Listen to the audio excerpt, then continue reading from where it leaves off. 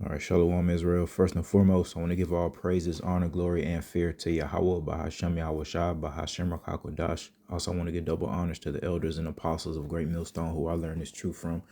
And peace and salutations to the Lord's hopeful elect. Just a quick epistle going into consolation or reward, and that being a motivation for us to continue and finish what the Lord has for us, to endure unto the end of this thing. This is Proverbs 16 and verse 19. Better it is to be of a humble spirit with the lowly than to divide the spoil with the proud. So this section of wisdom and Proverbs is telling us it's better to be with the lowly people and the humble people than to be with the puffed up, prideful individuals in that are receiving their rewards, their consolation, their prize. Individuals who've sold their soul, Esau Edom, starting with the so-called elites, man. It's better to be low, likened unto a poor man, being in the house of mourning, not in the house of mirth and folly, than to be with these people. You have to understand that there's a reward coming for those humble, lowly individual. Blessed, the Bible calls those individuals, man.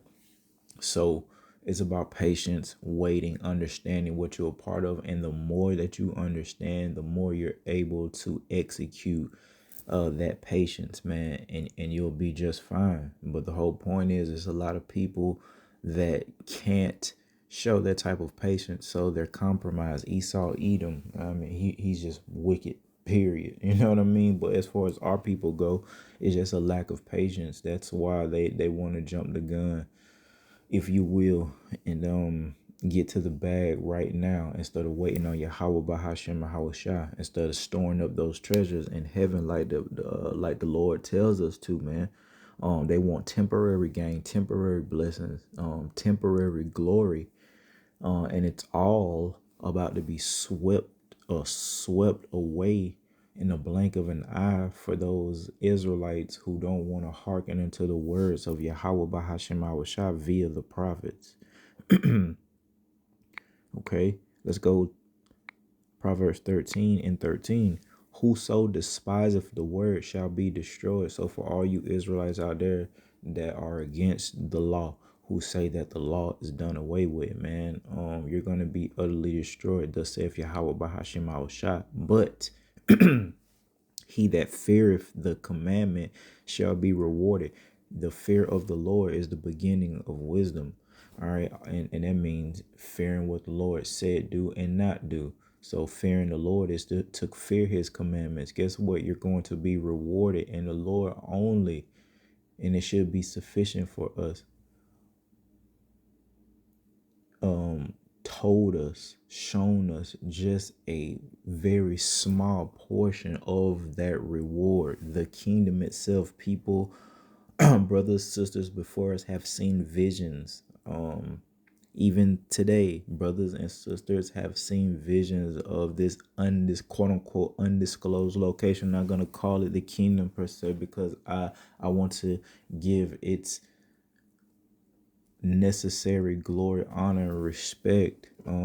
I think the Lord, won't fully reveal that until it's time, but he will show us a glimpse, just like the chariots and things we see hints and glimpses of the reward, man. And brothers have testified with, there are descriptions of chariots of the kingdom in the Bible. So that's just a portion. The Bible says eyes have not seen, ears have not heard the things that Yahweh Shema Shah has prepared for those who love him, and that love starts with fear. So that those things that we do know should motivate us to continue and finish, because great is our reward. But the point being, he that feareth the commandment shall be rewarded, not he that abhor the law or say that the law is done away with. That person shall be destroyed, thus saith the scriptures, which is to say, thus saith Yahweh Shema Shah, because we do understand all scripture is given by inspiration of Yahweh Bahashem Yahweh Shah. Okay.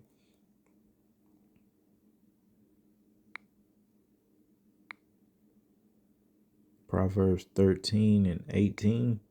What's that? Let's see here. Poverty and shame shall be to him that refuseth instruction. So same thing, man. Going into the law, instruction, wisdom, knowledge, and understanding is gonna bring you to poverty. Wisdom being joined unto a whorish woman. Wisdom teaches us that that could lead you to a piece of bread, aka poverty and shame in your family and your legacy by dealing with a unwise situation, a wicked woman. Okay, but poverty and shame shall be to him that what refuseth instruction. So just like dealing with a foolish woman or a clamorous woman or a whorish woman will lead you to poverty and shame. Guess what? Refusing instruction. Period. Wisdom, knowledge, and understanding. The warning that's going out that great tribulation is among us. World War III is among us. The mark of the beast is among us. Refusing these instructions will lead you to be dealing with poverty and shame. But guess what? But he that regardeth reproof shall be honored. So being able to take rebuke first ultimately from Yahweh Shema Shah. Now, Lord, a lot of times he'll do that through men, and give you instruction on how to correct these things, man, that you're getting rebuked about. But he that regardeth that rebuke, regardeth that reproof, shall be honored. And that honor goes into ultimately that reward, that pardon from Yahweh Shema Shah, the crowns that the 144,000 get. And again, that's just a portion. I'm sure the rest of the 1/3 will receive gifts and treats and things like that. You know what I mean? Don't worry. You know what I mean? But thinking about the reward, the consolation does help. We got to be balanced and know that we don't get that reward but through that straight gate.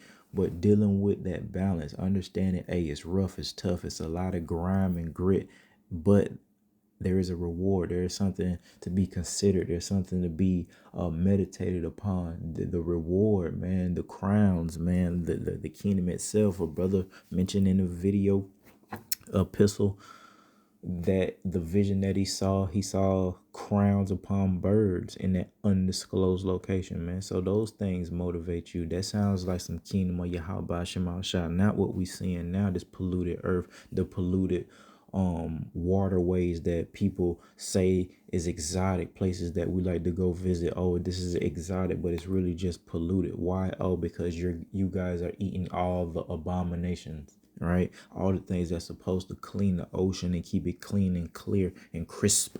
All right, you guys want to eat it all because you don't regard the law of Yahweh Shema Shah. Therefore, shame is gonna come to you, man. And the Lord is going to make sure of that during Jacob's trouble, during the great tribulation, which we are warning through the spirit and power of Yahweh Shema Shah is right around the corner. Okay. Staying in the book of Proverbs, chapter 13 as well, down to verse 22. A good man leaveth an inheritance to his children's children, and a Abraham, the legacy, heritage. That's what this thing is about. And I believe it's something that a lot of our people don't regard, especially a woman. Why would she regard? It's not in her nature. It's not in her spirit to deal with legacies and heritage because she's not the seed bearer. Okay. Or, you know what I mean? We're the ones that carry the seed, the legacy inside of us. And we, give it unto a woman.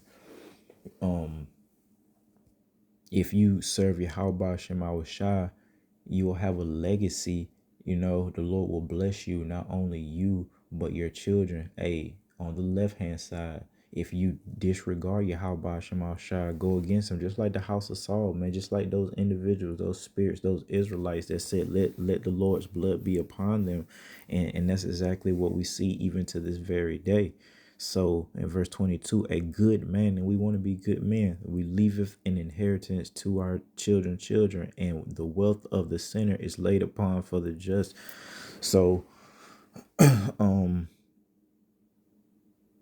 back to that inheritance, man, this wisdom, knowledge, and understanding, the Bible goes into that, how we're to teach, the law, statutes, commandments unto our children, and they, supposed to do the same, man. And that's how we keep our nose clean, if you will, keep that heritage alive, and we'll have a legacy of honor instead of a legacy of shame. You see people in the hood, you see mothers, black so called, with no children no more because they're all unalive in the street. That's a legacy of shame. Or you got females that deal with just generation of poverty, generation of being on government assistance.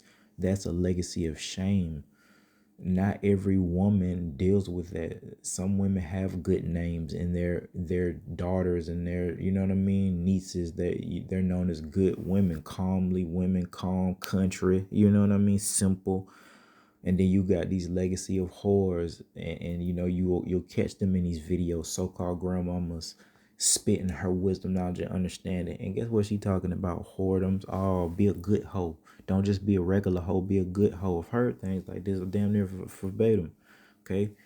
And that's why they're going to be utterly destroyed and not receive and take part in this consolation, this reward being beamed up. And who knows, it's a mystery exactly how that's going to look like. Is it going to be a thick laser beam? Is everybody going to get an individual laser beam? You know what I mean?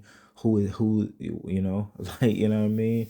Just who's going to make it? All these things, it's a mystery, but we hope to take part in that. And we do these things, teach, keep the law to the best of our ability, in that hope that we'll be saved and receive that reward. So it motivates us knowing these things and meditating on these things.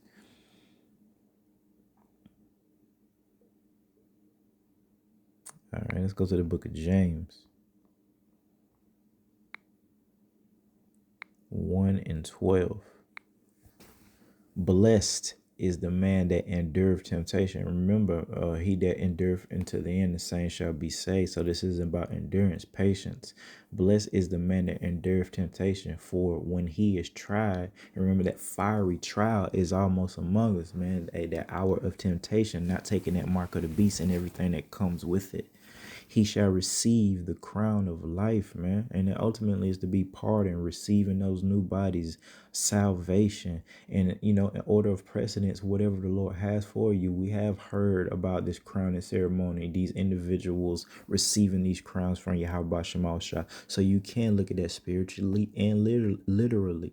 You'll receive a crown of life from Yahweh Bahashem Shah. First and foremost, that spiritual crown of life, which is to be pardoned, to be called by Yahweh Yahweh Shah, receive those new bodies, but everything that comes with it. Again, those crowns, that's just something that we do know. Who knows what the Lord has for the entire 1/3, those women, those children, okay? But we do know that there's crowns to be given out, literal, okay? And what those crowns represent, which the Lord have promised to them that love him. And what the Lord say, how do you show love? Keep his commandments and feed his sheep, okay? Book of Ecclesiastes, let me see. Nope. Ecclesiasticus 35:18. For the Lord will not be slack, neither will the mighty be patient toward them. When the scriptures speak about the not slack concerning this promise, so these things are starting to move. We're starting to see. We're woken up now, so prophecy is starting to take place. Till he have smitten in sunder the loins of the unmerciful, Esau Edom. He's gonna smite you, man, because you're unmerciful. You got all this wisdom, knowledge, understanding, the means, the money.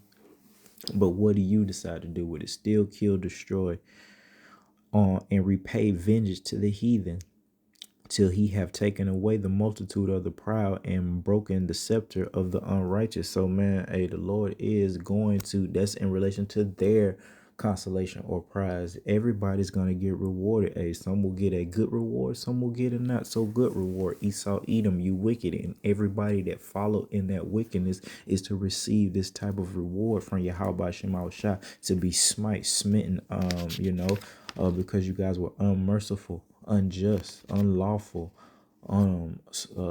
sottish. Okay, so that's pretty much the point just enduring into the end of this thing, because there is a reward to be obtained. And as man, the creature of man, we know we love good things. I, for one, can say I love new things, and I mean anything. I'm not talking about the depths of what wealth can bring you. I mean new socks. It's spiritual behind new garments and things. You can feel it. You can feel the difference in new underwear, a new t-shirt, a new sock. Even if you have washed with the best detergent, the best washing machine, your clothes, it never feels like it feels when you have on new garments, socks, underwear, drawers, man. I mean, heavy ass blue jeans. I doubt if we'll be wearing heavy ass denim in the kingdom, that heavy ass shit. But that any type of garment that's new, it feels totally different. How much more when we receive those new bodies, when we can breathe for the first time, taste water for the first time, man, taste fruit for the first time, man, see a woman in her perfect undefiled state for the first time, see ourselves undefiled for the first time. That's something to be considered, man. And hey, that's a part of that consolation, that reward from Yahweh by Hashem Shah. So yes, there is gritty, grimy, ugly, nasty times. We can't lie to you, but think about that reward, man. All right, and it can get deep into that, man, because it keeps you motivated, and keeps you enduring into the end. So with that, I pray this was edifying and motivating. I want to give all praises, honor, glory, and fear to Yahweh Bahashem Yahweh Shah. Till next time, Shalom.